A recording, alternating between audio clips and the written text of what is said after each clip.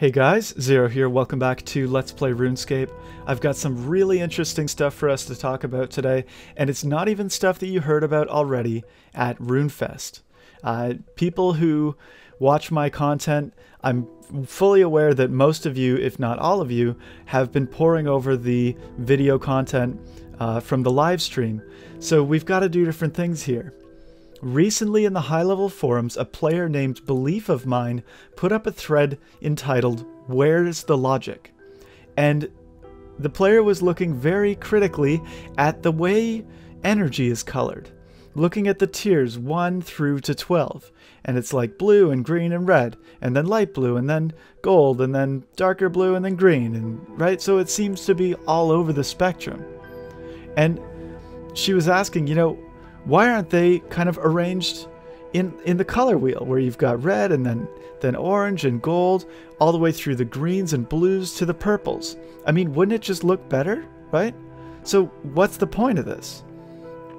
Well, I don't think it wouldn't just look better. I think Jagex wanted us to discover this, to realize that there's some type of method to the madness. I think that the way that the energies are positioned somewhat reflects a player's experience while playing the game. They start off and they don't know about the gods, right? And you start with the pale energy. And then maybe you move through and you learn about someone like Guthix, right? At tier 2. Maybe you learn about Zamrak after that. And then maybe someone like Saradomin with the glowing energy, right? And then you move on. Maybe you learn about Bandos next, right? With tier 5. And you keep going through, and then finally in the later tiers, in 11, you're learning about the Pantheon, the Desert Pantheon. And then at the end, you learn about someone like Zaros, the high-level god, that only appears in high-level content. So I think that's what it is, and that the colors of these energies actually reflects a relationship between them, just like the electromagnetic spectrum. In the real world, you've got, starting with something like infrared, moving through the narrow bandwidth of the visual spectrum, and then moving on to stuff like ultraviolet. I mean, way at the far end, we've got someone like Sliskay, brilliant energy, right? Or incandescent. This is probably going to be Zaros, and it's no coincidence that I'm stood here at Castle Wars, because we've got the portals, right? Zamrak's portal in red, and then Guthix's in green, and then Saradomin, and then the viewing portal, right? Zaros always watching. I don't think this is a coincidence. I think that there's a real theme here, and that the new skill, which we've been told will be called the Inventor skill, this is really what's going on. Something here. Really interesting stuff. Of course, that means I was totally wrong, but whatever. This is awesome. I'm more happy with this. So, moving on.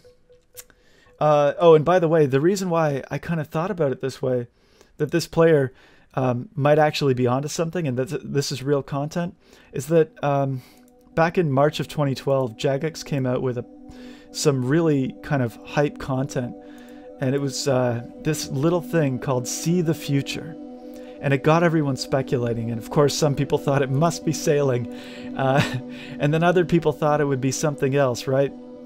And it was all down, and so there were different ideas. Well, I put up a thread called See the Future, the 6th Age. And my complaint was basically that, look, we've been stuck in year 169 of the 5th Age for a decade. It is time to move on. Well, I was slightly disappointed, because the update was actually the rune span. And even now, I'm not sure that we've really fully realized the way that this is about the future of the game, right? But that's what the See the Future update was. It was a little disappointing, because they had invited us to speculate, and then it ended up being an update that we actually knew was coming. But so at the time, people were saying, well, look, you should see that this thread, this idea, gets moved to the suggestions forum, because the 6th Age sounds cool. But they wouldn't move it. They just wouldn't move it out of the future updates forum. And it was frustrating. I was like, hang on, why isn't someone just moving this? I mean, how difficult is it to move a thread? Well, the reason they didn't move it, we know now, is because it really was future update. It really was future content. So, I mean, I think we need to look at this, the color scheme, in a very similar way. I think that it's related to the new skill, and that there's going to be something to do here. I mean, the fight between Marimbo and And Braska Prime, maybe they're fighting over energy near their bandwidth, right? We've got Bandos and Armadil fighting. Maybe they're fighting over the energy in their range, right?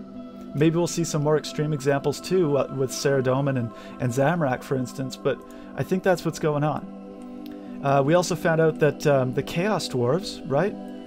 Maybe all dwarves are fundamentally Chaos Dwarves.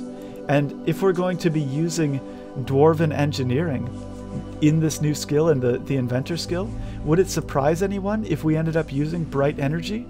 I don't think so. I think it would make a lot of sense. So yeah.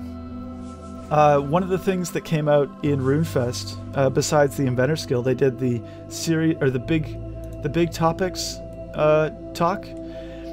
It turns out that 99% of the bots are gone from RuneScape, and they've been able to stamp out gold farming by 80%, which we've been hearing about. I think it's excellent. I think it's probably true, but I also think it's amazing news. And because of stuff like that, they should probably be looking at the technology that they developed to deal with bots in new ways. You know, what if they created a development currency that players could get on a week-by-week basis and then spend in-game to cast votes about what they would like to see updated, right? So Jagex developed this heat map so that if you reported someone as being a bot, it would pop up on this heat map, and then Jagex could see where there were problems. Well, they could also do this with this development currency. As players spend it on different content in the game, Jagex would see that players were interested in seeing updates in different areas, or that maybe there was a problem with an update in a certain area. So it would be dynamic in real time, and I think that could be very useful for the game.